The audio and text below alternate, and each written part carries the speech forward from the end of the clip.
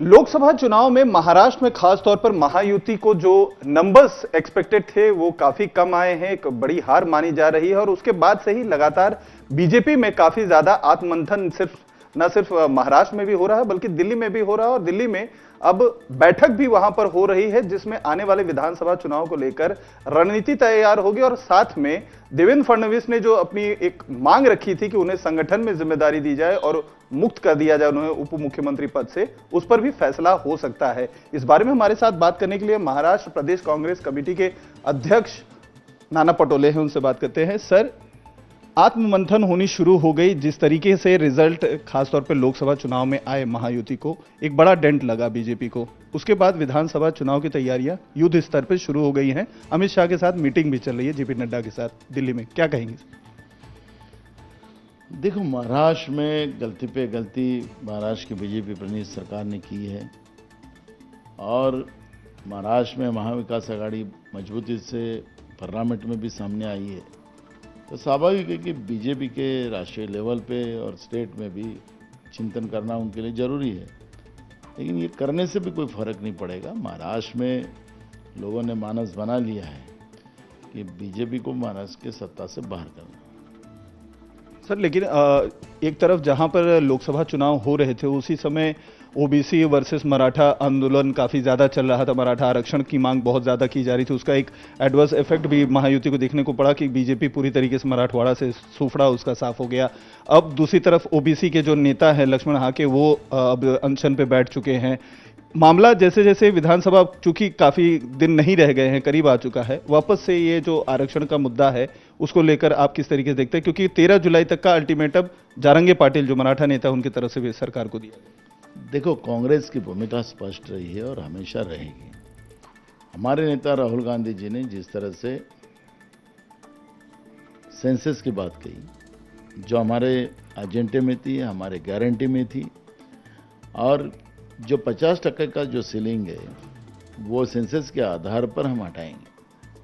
सामाजिक, आर्थिक और शैक्षणिक ये जनगणना उसमें की जाएगी और जो जो जातियाँ आरक्षण के लिए इतने साल परेशान हैं, वो रास्ता देख रही है, उनको सबको न्याय देने की भूमिका राहुल गांधी ने रखी थी।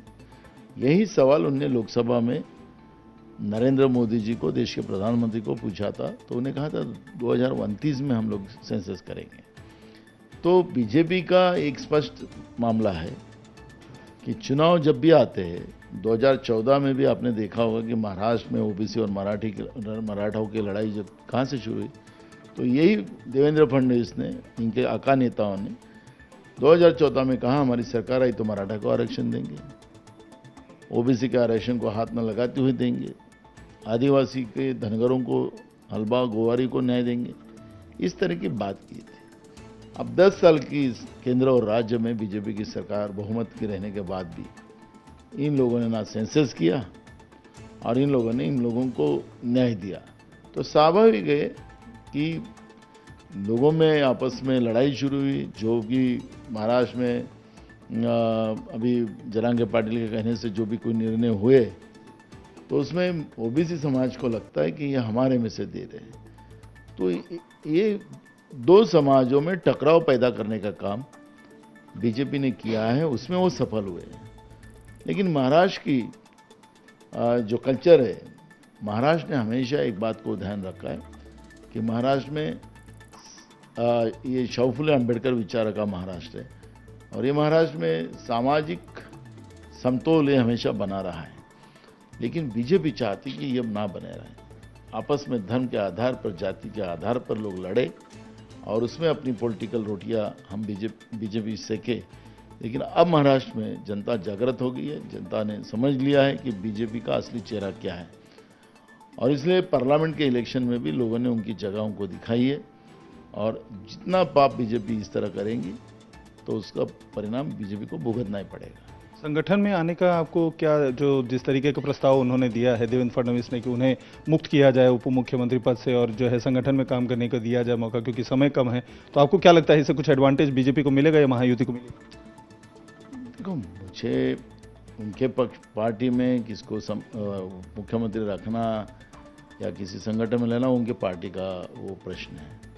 लेकिन महाराष्ट्र में अब ये बीजेपी की जो झूठ वादे देकर जो सत्ता में आने का जो कोशिश हमेशा रही है वो अब नहीं चलेगी, ये तय हो चुका है। और मुझे लगता है कि अब वो संगठन में बदलाव करे या काय में भी करे उसका परिणाम नहीं होगा। सर, अब आपके महाविकास अघाड़ी में भी अभी कुछ दिन पहले एक प्रेस कॉन्फ्रेंस की गई थी जिसमें कहा गया था कि आप लोगों की तैयारी शुरू हो चुकी है, तो किस तरीके से देख रहे हैं आने वाले विधानसभा चुनाव में जो लोकसभा में जीत मिली उसको किस तरीके से रिपीट करने को कर रहे हैं, और क्या महाविकास अघाड़ी में जो सीट शेयरिंग का फॉर्मूला है उसको क्या आप जो है किस तरीके से देख रहे हैं? क्योंकि परफॉर्मेंस की बात की जाए तो आपका परफॉर्मेंस महाविकास अघाड़ी में काफ़ी बेहतर है बाकी आपके दोनों अलायंस पार्टी। जो हमारा प्रदर्शन रहा है इससे भी अच्छा प्रदर्शन आने वाले विधानसभा में रहेगा, उस तरह की रणनीति हम बना रहे हैं और उसमें हम सफल होंगे। रहा सीट शेयरिंग के इशू, हम तीनों दल बैठकर और हमारी जो भी अलायंस है और कम्युनिस्ट है, समाजवादी है, कई दल है, इनको भी उसमें साथ लिया जाएगा और एक अच्छा प्रदर्शन आने वाले असेंबली में महाराष्ट्र में आपको देखना मिलेगा महाविकास अघाड़ी का। लेकिन चूंकि कांग्रेस की सीट ज़्यादा है, आपको लगता है कि विधानसभा में अगर बात करनी होगी सीट्स की तो एज अपर एज जिसे कहते हैं वो आपको मिलना चाहिए अगर परफॉर्मेंस को मानक बनाया जाए?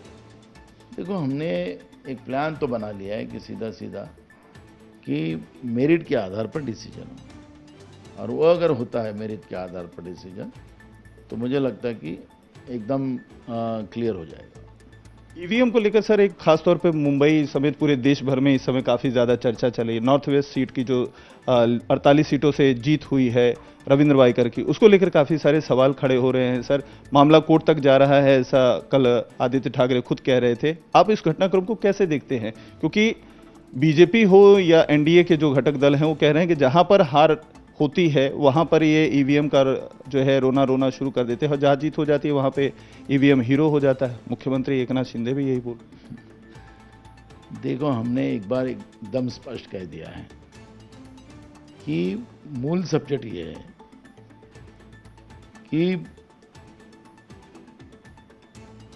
ईवीएम के बारे में लोगों में जो सशंकता है, जो डर है, वो नहीं रहना चाहिए।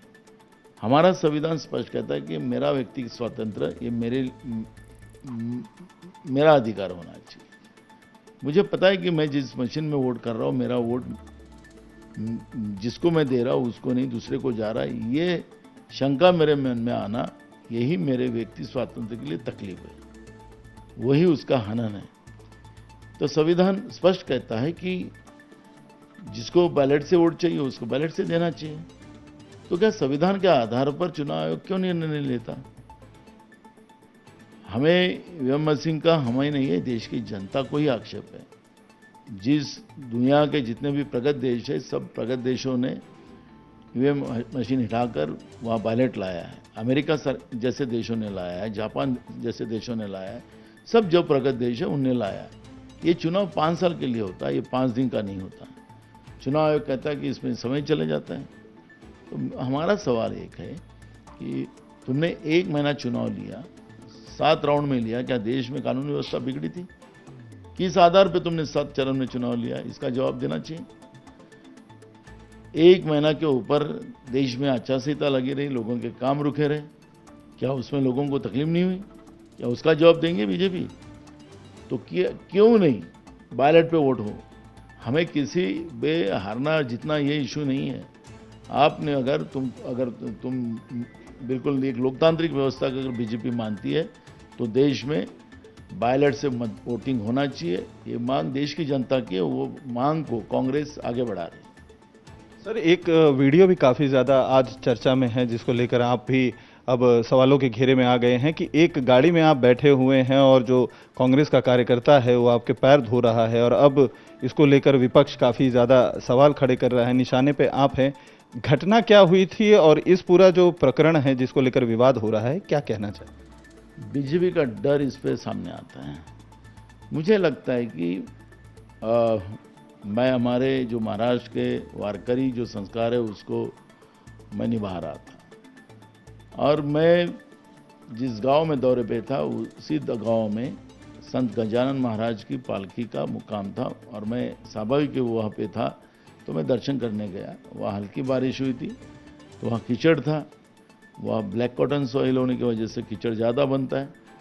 तो मैं कीचड़ में से गया और वहाँ पे दर्शन किया और वापस आया। तो हमारा एक कार्यकर्ता पानी का अंडा लेके आया और उसने मेरे पैर पे डाला, मैंने धोया पैर को और इशू क्लोज हो गया। अब कीचड़ के पैर से गाड़ी में बैठा रहता तो वो भी अच्छी बात नहीं थी। मुझे पुलिस वाले कह रहे थे कि आप गाड़ी वहाँ तक ले जाइए, तो लेकिन लोग वहाँ पे पैदल जा रहे थे और मैं गाड़ी लेके जाऊँ, ये भी बात स्वाभाविक नहीं है। तो मैं लोगों के साथ ही उस संत गजानन महाराज के पालकी के पास गया। तो बीजेपी को जो मेरा डर है, जो इसके बाद से दिखता है, क्योंकि लोकसभा में जो जिस तरह से हार हुई है, उस हार के वजह से इस तरह का कहाँ पे नाना पटोले छपड़ता है उसके ऊपर उनका ध्यान है, इस बात से मेरे को स्पष्ट होता है। मेरा लेकिन सवाल इनको ऐसा है कि ईडी में जो लोगों को कीचड़ लगा हुआ है, वो अंधेरे में आप लोग धो रहे हो, वो तो थोड़ा लोगों को बताइए। सीबीआई में जिनको कीचड़ लगा है उनके बारे में तो स्पष्ट बताइए लोगों में क्या हो रहा है। तुम्हारे सरकार में बैठे हुए लोग हैं, ईडी की लगी हुई है, उनके बारे में बताइए। वो तो अंधेरे में धो रहे हैं, उनके बारे में क्यों नहीं बात करते? जो किसान कीचड़ में फंसा हुआ है, जो किसान कीचड़ के कर्जे में फंसा हुआ है, उसको निकालने की बात क्यों नहीं तुम्हारे दिमाग में आती है?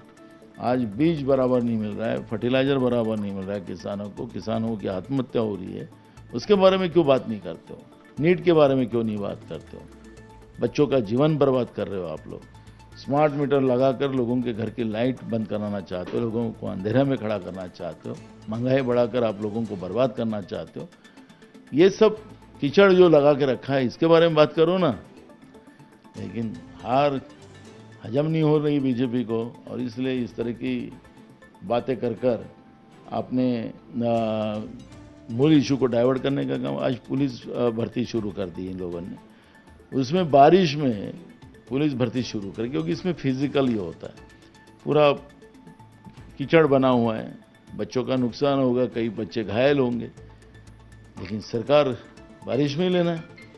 तो कितनी एग्ज़ाम बच्चों के लोगे, कितना परेशान करोगे, उसके बारे में तो बात करें। लेकिन नाना पटोले को टारगेट बनाना, तो मेरा नाना पटोले का डर कितना है ये स्पष्ट होता है। आखिरी सवाल सर, वायनाड से चूंकि अब राहुल गांधी ने इस्तीफा दे दिया है, खड़गे जी ने क्लियर कर दिया है कि उपचुनाव अब लड़ेंगी प्रियंका गांधी, अब राजनीतिक पारी उनकी ऑफिशियली शुरू होगी।